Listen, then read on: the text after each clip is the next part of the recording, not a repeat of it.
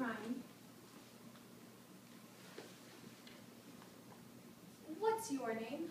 Wendy Moira Angela Darling. What's your name? Peter Pan. Is that all?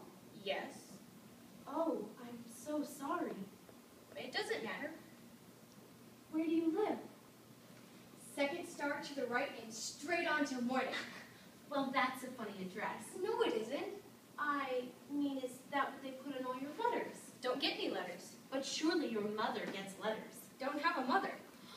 Oh, Peter, no wonder you were crying. Don't touch me. No one must ever touch me. Why not? No reason. Besides, I wasn't crying about mothers. I was crying because I can't get my shadow to stick.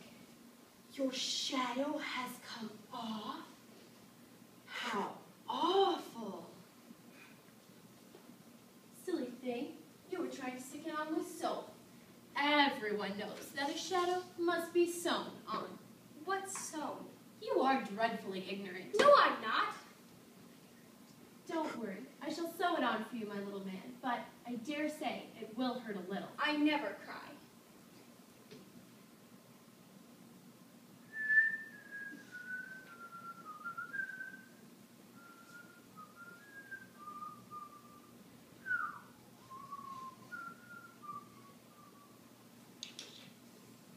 Perhaps I should have ironed it first. Oh, how clever I am! Oh, the cleverness of me!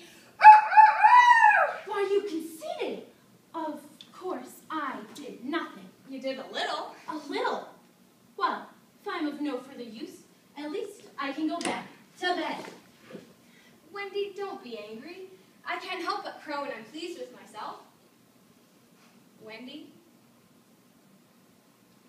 Wendy, one girl is more use than 20 boys. Do you really think so, Peter? Yes, I do. I think it's perfectly sweet of you to say so. Would you like me to give you a kiss? Don't you know what a kiss is? I shall know when you give one to me.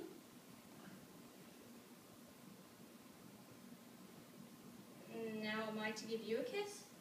If you like.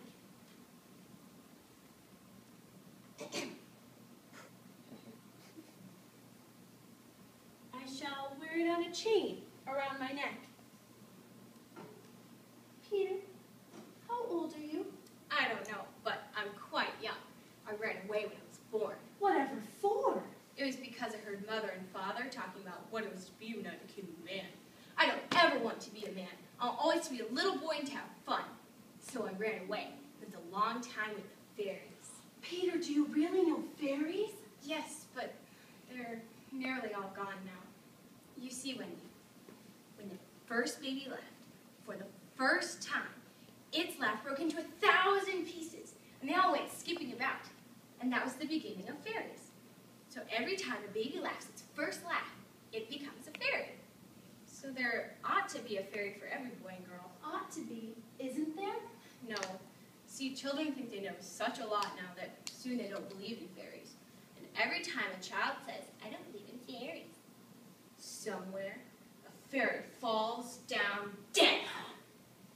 And I shall never find her if she's dead.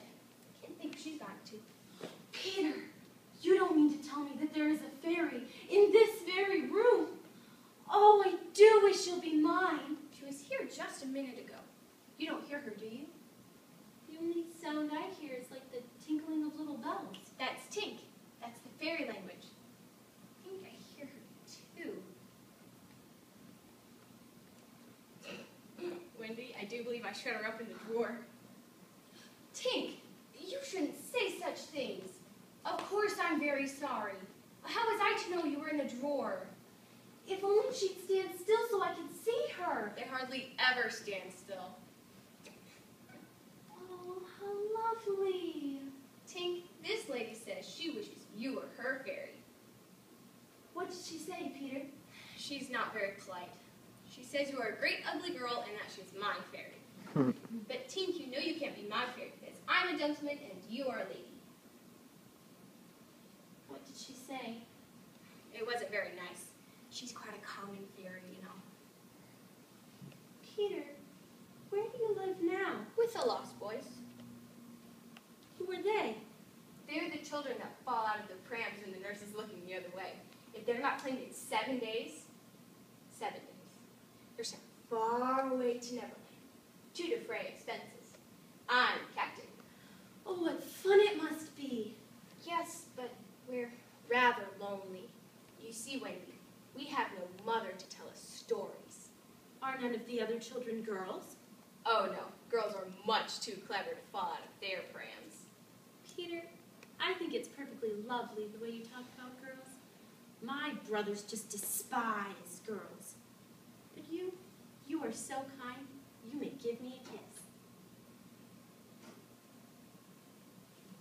Thought you'd want it back. No, I mean, a thimble. What's that? Well, it's kind of like this. Ow! What is it, Wendy? It was exactly like someone was pulling my hair. That must have been Tink. I've never known her to be so naughty before. She says she will do that to you, Wendy, each time you try to give me a thimble. Peter, why did you come to our nursery window? To listen to the stories. Do you know why swallows build their nests in the eaves of houses? No. To listen to the stories, too. Wendy, your mother was telling such a lovely story. Which one was it? The one about the prince who couldn't find the lady who wore the glass slipper. Oh, Peter, that was Cinderella. And he found her, and they lived happily ever after. Wait! Where are you going? To tell the other boys. Oh, Peter, don't go. I know so many stories. Wendy, you shall be our mother.